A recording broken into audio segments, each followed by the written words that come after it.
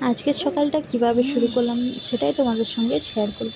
সকালবেলায় উঠে তো বাবু উঠে গেছিলো, ও কিছুক্ষণ খেলা করলো, আদর করে তারপরে ছাড়লো। তারপর আমি আবার রাত্রে যে জামা কাপড়গুলো মশারির উপর দিয়ে রেখেছিলাম সেগুলো তুলে নিলাম, আর একটা চাদর দিয়ে রাখি মশারির উপর। এসি চালালে বাবুর ঠান্ডা লাগে বেশি, সেই জন্য মশারির উপরে একটা চাদর দিয়ে রেখেছিলাম, সেটাও নামিয়ে নিলাম।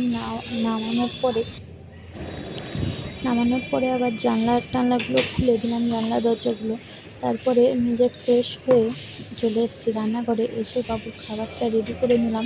আজকে ওকে সকালে দিয়েছিলাম ব্রেকফাস্টে চিড়ে, আর চিড়ের সঙ্গে দিয়েছিলাম কলা। তো ওর ব্রেকফাস্টটা রেডি করে নিয়ে আগে ওকে খাইয়ে নেব, তারপরে আমাদের রান্নাবান্নাগুলো করব। আর আমাদের আজকে সকালে একটু ভাত করব আর সয়াবিন আলুর তরকারি করব। আমাদের রান্নাটাও করতে সময় লাগবে আর বাবুকে খাওয়াতেও সময় লাগবে, কিন্তু আমি যদি রান্না করতে শুরু করি আগে, তখন রান্না করতে করতে বাবুকে খাওয়াতে গেলে আরও সমস্যা হবে। সেই জন্য আগে ওকে খাইয়ে নিলাম, আর অনেকটা টাইমও লেগে যাবে, তখন অস্থিরতা হয়ে যাবে। সেই জন্য আগে আগে ওকে খাইয়ে নিয়ে তারপরে আমাদের রান্নাটাও বসিয়েছিলাম। আর এখন ওকে খাওয়াতে অনেকটাই টাইম লেগে যায়, ও প্রচণ্ড জ্বালায়।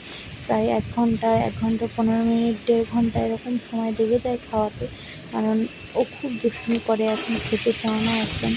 তোমাদের বাচ্চারাও কি এরকম করে? অবশ্যই কমেন্টে জানাও।